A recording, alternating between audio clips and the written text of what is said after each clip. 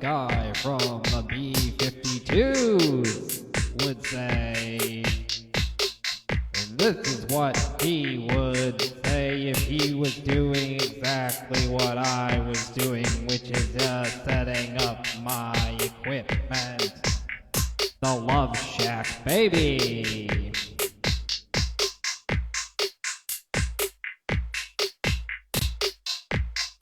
Look at the baby. Look at the baby.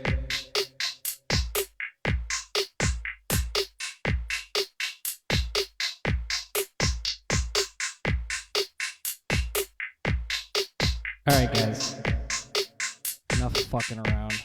So tired of it.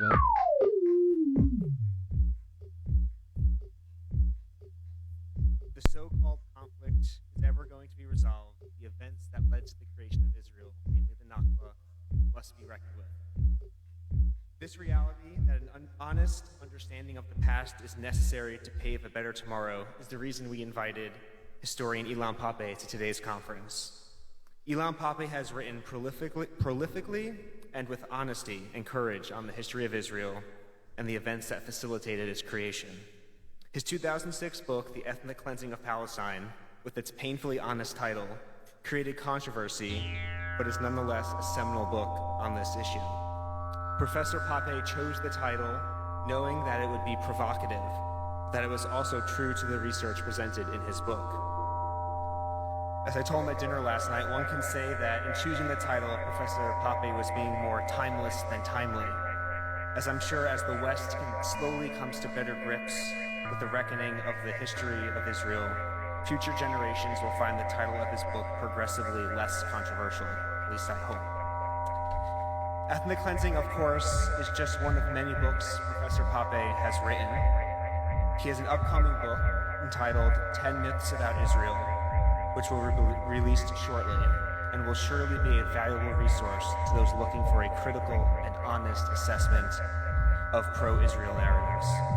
Professor Pappé is currently Professor of History and Director of the European Center for Palestine Studies at the University of Exeter in the UK. He was born in Haifa, and prior to coming to the UK, he was a senior lecturer in global science at the University of Haifa. His keynote today will focus on how an honest assessment of history is necessary in order to resolve the seemingly intractable conflict. Professor Pappé. Dreaming of new gear from Fender, Gibson, or Paul Reed Smith? Find it on Professor Pappé.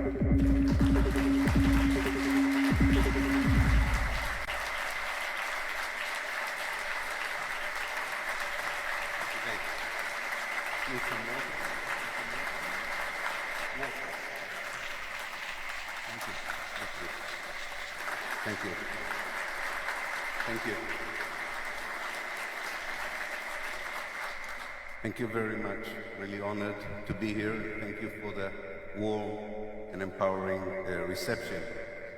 I told my dear friend Clayton that we have traveled further than anyone else. For me it's midnight, for him it's 2 o'clock in the morning. And yet we were put at the end of the conference and we wondered what was the hidden agenda. Either they thought we can wake you up after a very long and exhaustive day, or they thought that you are sleepy anyway, so you won't notice the provocations that both of us are going to present to you. So we'll see which one of the two narratives is valid. Bill Want, in a series of articles in the Journal of Palestine Studies, very cleverly charted what makes an American president's legacy about Israel and Palestine valid. And he pointed to 3 major factors that inform such a legacy. One is the personality of the president. The second one are the lobbies. By the lobbies he meant both the Israeli AIPAC lobby, both AIPAC and the Christian Zionist lobbies. And the third group, he called them the professionals, the people who work in the State Department, National Security Council, the intelligence community, and who are there not necessarily just because of their political affiliation,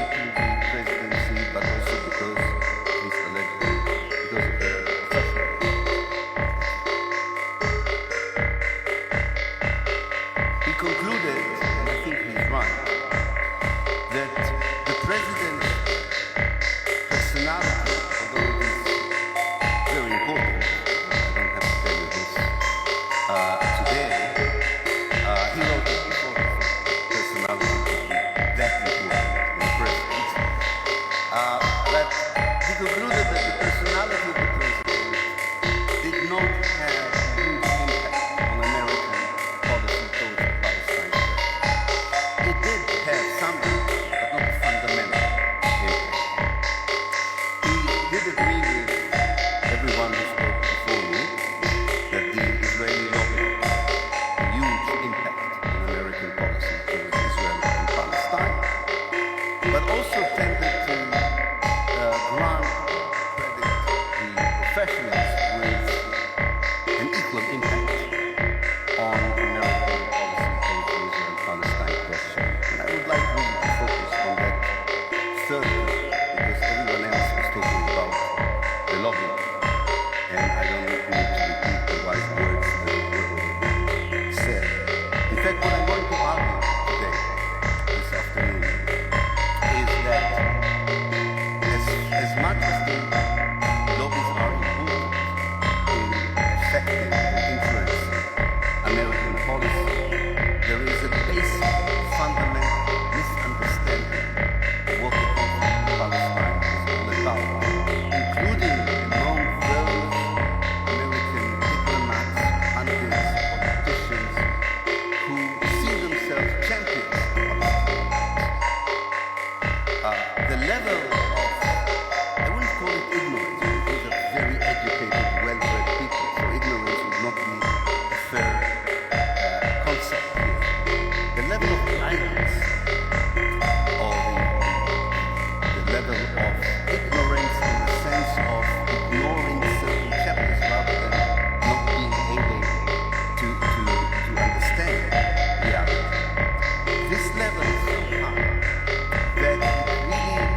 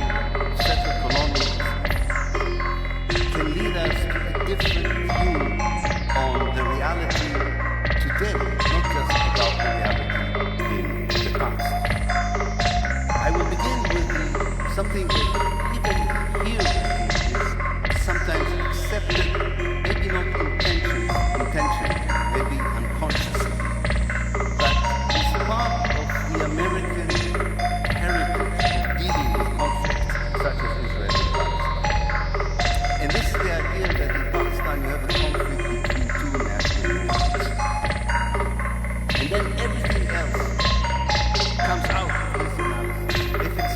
If these are two national movements, we have to satisfy both of them. We have to divide the land between both of them. They share responsibility for the conflict equally. We should find a way of satisfying their aspiration equally. Now, it doesn't matter, of course, that when you translate this paradigm of parity to percentage of territory or demography, of course, it was never suggested by any mediator, whether they were Americans or non-Americans, that the land would be divided 50-50. That was never on the cards. But even the idea of 22 and 78 or the 55 and 45 of 1947 was based on this false analysis that what you have in Palestine is a genuine struggle between two national movements. Zionism is not a national movement. It's a settler colonialist movement. And the Palestinians, before they become a nation, they are first and foremost the native indigenous people of Palestine. Who sometimes When you buy used gear from Sweetwater, you get more than just a whole lot more. Every piece of gear we sell comes with an who sometimes chose nationalism as the best vehicle to defend their native indigenous rights, and probably would have to find a different vehicle in the 21st century to protect their rights, much more an agenda of human rights and civil rights than national rights, because the national rights have been understood in the world as a wish that is not understand next to Israel, and this is not going to work. Another point which is important when you use the settler colonial perspective on the situation in Israel and Palestine. A basic American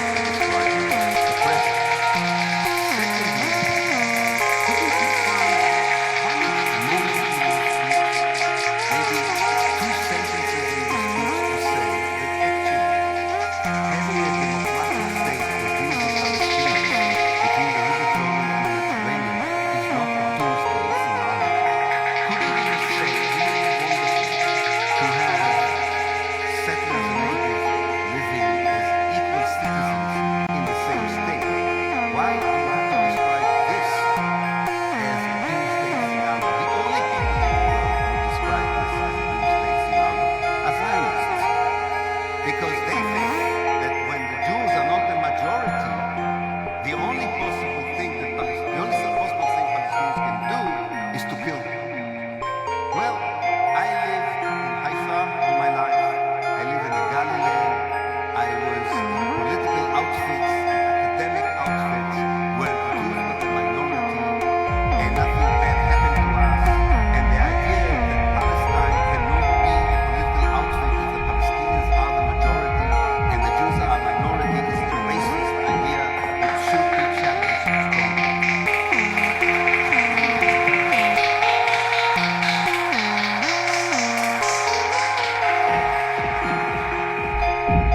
So a question now.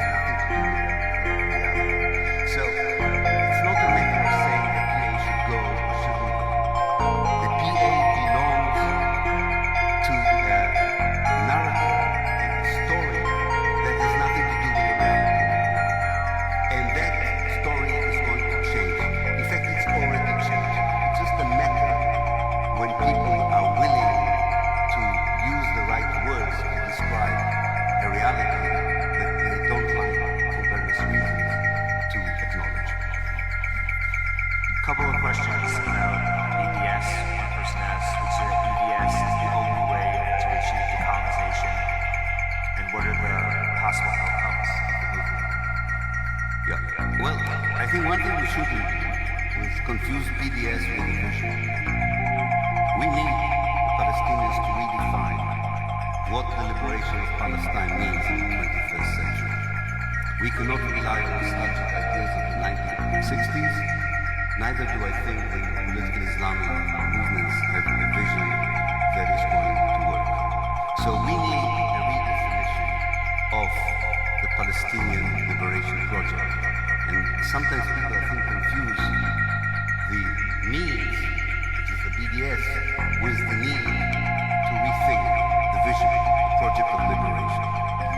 Now, however, as I said before, the outside world cannot be indifferent to the suffering of the people just because we are in this limbo between a project to state solution that is irrelevant, is not going to work, and as I said, is involved a few years before. task. And a new project will take quite a while to build, because we need unification of stadium, design, we need aesthetic representation, we need a lot of things to happen for us to be on the road towards this new vision.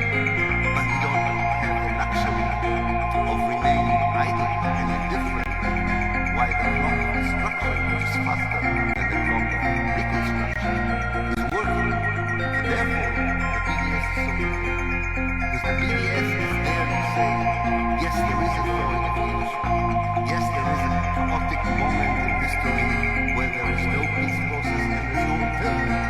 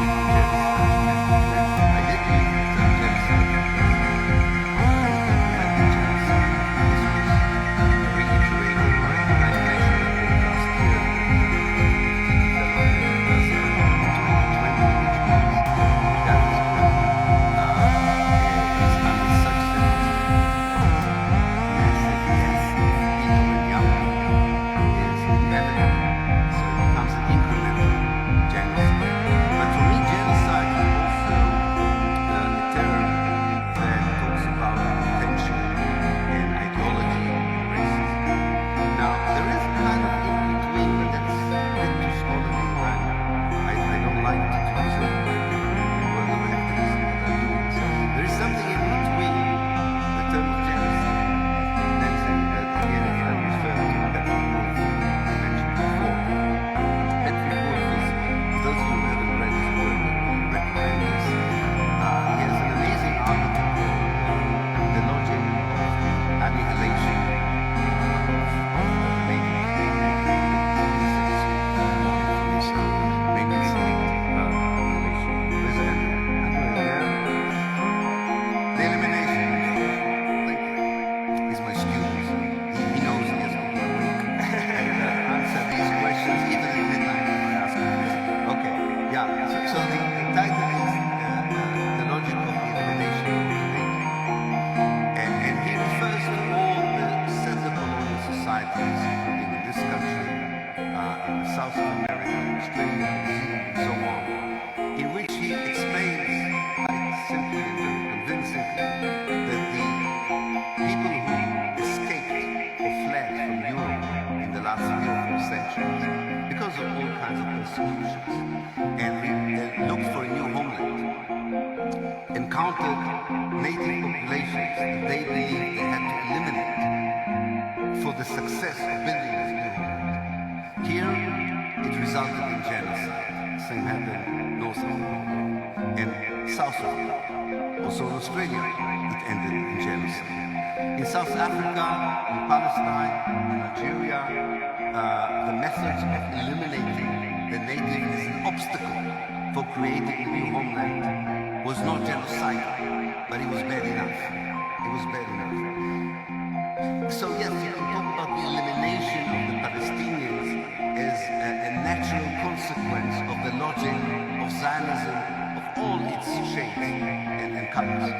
However, elimination in the 21st century with international focus on human rights and civil rights, with the internal wish of the Israelis to be part of the democratic world, maybe even genuine Israeli impulses of democracy, elimination becomes something far more complex than what I associate with genocide.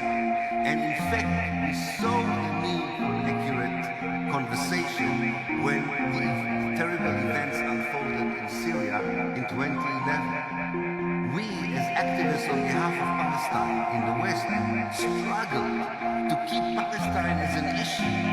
When people said to us, how can you compare what happens to the Palestinians with what happens in Iraq, what happens in Syria? And we were trying to say, yes, but you know, we're talking about the same brutality, the same inhumanity, but we're talking about a span of 100 years, not 4 or 5 years. And this incremental inhumanity happens every day. And when it happens on a daily basis, it's not very dramatic. It doesn't catch the media's attention. And you can put it aside compared to the huge massacres and horrible things that are happening in Syria and Iraq. And this is where the idea of settler colonialism as a structure is so important. And this is why it's not necessary to talk about genocide as much as it is necessary to say that the DNA of the settler colonial state of Israel is to continue the project, as I put it in simple terms, of having as much of Palestine with as few Palestinians in it. Now they have the whole of Palestine. In the last 50 years, they don't have a geographical ambition anymore. Israelis of all kinds do not want to occupy Lebanon, Jordan, or Egypt. They are satisfied with the borders that they have today. They have a demographic issue, not a geographical issue. And when they deal with the demographic issue, they found a formula that one should say is working, unfortunately. And that formula says,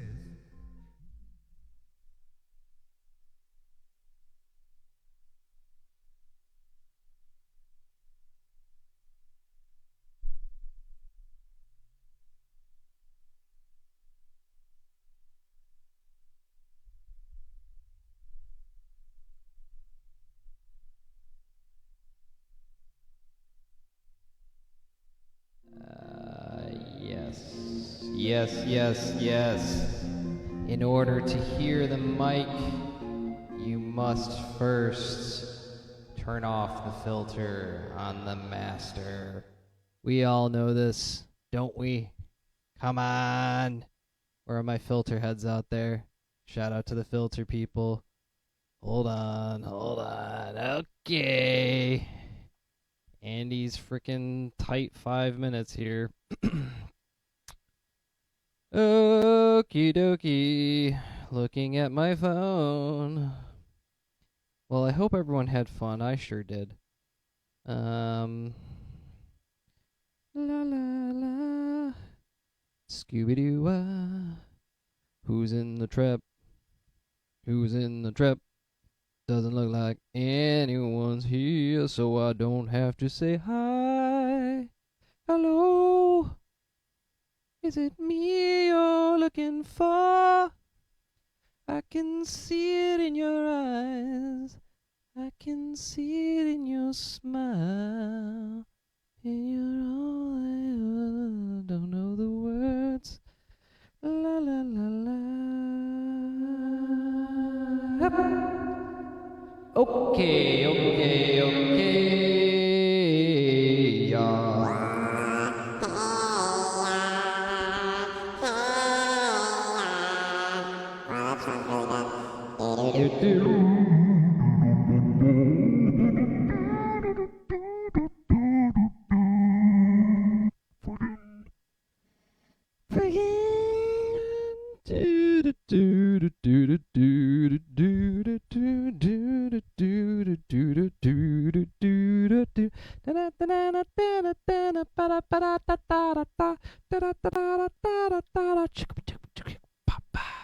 Goodbye.